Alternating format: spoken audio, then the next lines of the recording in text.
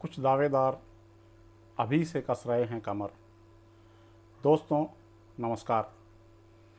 हालांकि विधानसभा चुनाव अभी बहुत दूर हैं, इस कारण इस मुद्दे पर चर्चा करना अप्रासंगिक है, मगर अजमेर की राजनीतिक जमीन पर कुछ महत्वाकांक्षाएं अंकुरित हो रही हैं। कुछ दावेदार न केवल अपने मन में सपने संजोने लगे हैं, अपितु धीमी गति से कदमताल भी कर रहे हैं। इस कारण इस विषय पर चर्चा करने का मन हो गया।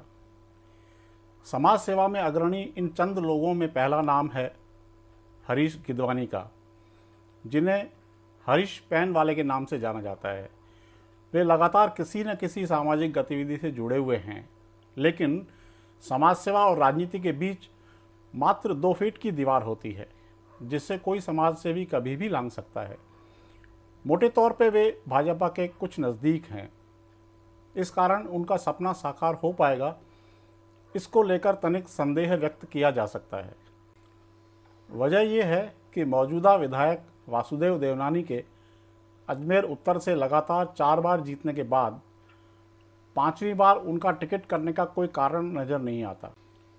अगर किसी वजह से उन्हें टिकट नहीं दिया गया तो भी सबसे प्रबल दावेदारी स्वामी न्यूज़ के एमडी कमल प्रकाश कृष्णानी की होगी।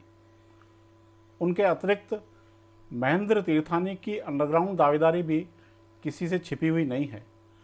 अगर गिदवानी को ऐन वक्त पर लगा कि भाजपा में टिकट की उम्मीद नहीं है तो वे पाला बदल भी सकते हैं। यूं भी मौजूदा दौर में दलों में आवाजाही बहुत आसान हो गई है, कोई भी कभी भी किसी भी दल में जा सकता है। खैर, दूसरा नाम है हरिराम कोडवानी का। पेशे से पोल्ट्री व्यवसाय से जुड़े हुए हैं। वे पर्यावरण मित्र के रूप में जाने जाते हैं। एक बार विधानसभा चुनाव लड़ने के लिए नामांकन पत्र भरा था, मगर वह खारिज हो गया। इसके बाद निगम चुनाव में पार्षद पद का चुनाव भी लड़ चुके हैं। कछुआ चाल से ही सही, मगर उन्हें उम्मीद है कि चुनाव नज़दीक आते आते वे कांग्रेस के दावेदारों में पहली पंक्ति पर खड़े हो जाएंगे। इसी प्रकार समाज सेवा में बढ़ चढ़कर हिस्सा ले रहे युवा व्यवसायी गिरीश आसवानी के दिमाग की बत्ती भी टिमटिमा रही है। उन्हें पता है कि संपन्नता के धरातल पर खड़े होकर अजमेर उत्तर में सिंधी दावेदार के रूप में आसानी से आगे आया जा सकता है। बताया जाता है कि कांग्रेस के पुराने व कर्मठ कार्यकर्ता अशोक दुलानी उर्फ मामा के मन में भी महत्वाकांक्षा दबी हुई है। वे स्वर्गीय श्री किशन मोटवानी के ज़माने से सक्रिय हैं। प्रचार की बजाय काम करने में उनका अधिक यकीन है। इसी कड़ी में द स्मार्ट अजमेरियन के संस्थापक अध्यक्ष सोना धनवानी का भी नाम लिया जा सकता है। प्रतिदिन समाज सेवा से जुड़ी कोई न कोई गतिविधि करते रहते हैं। उनकी दावेदारी की गंभीरता के बारे में कुछ कहना मुश्किल है, मगर उनकी मन की दशा से ऐसा लगता है कि वे उसी दिशा में आगे बढ़ रहे हैं।